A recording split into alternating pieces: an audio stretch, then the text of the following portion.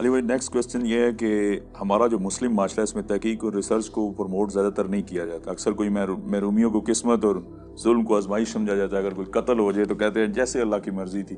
आगे बढ़ने की लगन हमें बिल्कुल नहीं है। हालांकि एक हदीस में आता है कि आप सल्लल्लाहु अलैहि वसल्लम फरमाते हैं कि जिसका आज उसके कल से बेहतर नहीं है वो तबाह हो गया।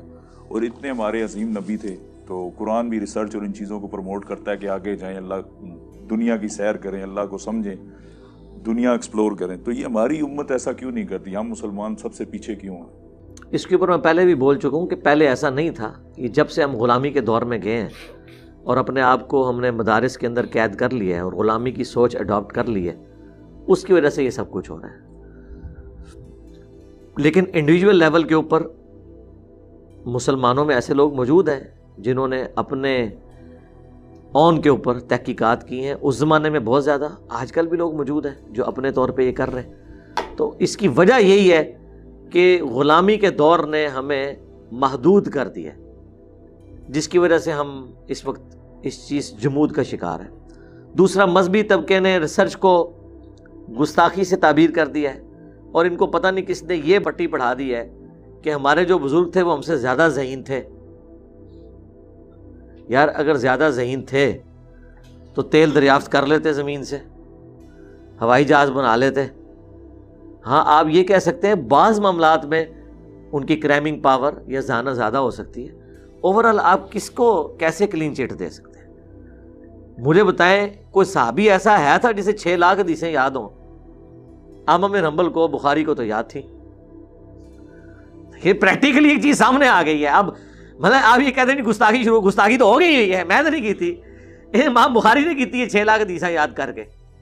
सबसे ज़्यादा हदीसें हज़रत अबू हुरैरा से रवायत है, 5000 है।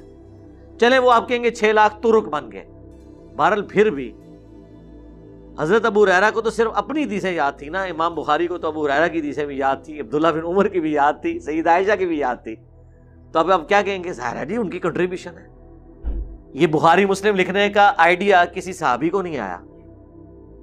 जरूरत तो थी, रोमन और पर्शियन अंपायर तक बात पहुंच चुकी हुई थी, लेकिन उस वक्त मुसलमानों के ऊपर जो एक इशू था ना जंगों वाला, वो इतनी बड़ी आजमाइश थी कि वो उस चीज से बाहर नहीं निकल सके कि इस तरफ भी कोई तवज्जो करते। इसलिए आप देखें, जब स्टेबिलिटी आई है बनु अब्बास के दौर में तो साइंसी तरक्की भी हुई है, क्योंकि फिर हम दुनिया फतह कर चुके हुए थे, फिर हमारे पास रिसोर्सेज थे, फिर फ़लसफ़े की किताबें भी अरबी में ट्रांसलेट हो रही हैं, बाकी उलूम भी हो रहे हैं। ज़ाहिर है जब आप जंगों से निकलते हैं फिर तहकीकात भी करते हैं। अमेरिका देखें ना, सेकेंड वर्ल्ड वार के बाद अमेरिका जब जंगों से निकला है तो फिर दुनिया का लीडर बन गया ना। आज मेडिकल की फील्ड में वो टॉप पे हैं, एस्ट्रोनॉमी की फील्ड में वो टॉप पे हैं, ठीक है जी, टेक्नोलॉजी की फील्ड में वो टॉप पे हैं। तो वो दुनिया में जब सुकून आता है तो फिर आप अपने रिसोर्सेज को उन कामों में लगाते हैं ना।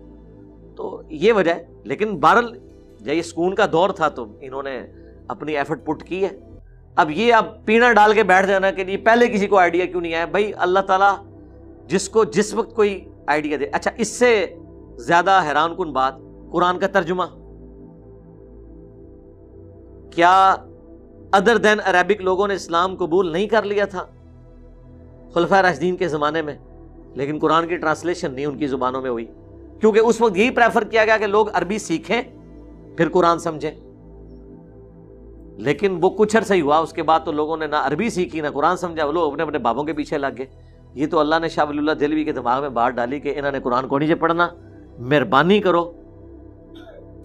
उन्होंने अपने आप को ये बात समझाई कि उन्होंने कहा मैंने तो ऐसे मुआशरे में आंख खोली है कि किताबों का दीन और बाबों का और वो कहते हैं मैंने ख्वाब में देखा हुसैन इब्न अली ने मुझे कलम दिया है, इसकी ताबीर मैंने ये की है कि जो मुझे समझ आए मैं वो लिखूं। कुरान का तर्जुमा उन्होंने किया, उन पे फतवे लग गए कि इन्होंने फारसी में कुरान लिख दिया है, कुरान तो अरबी में था।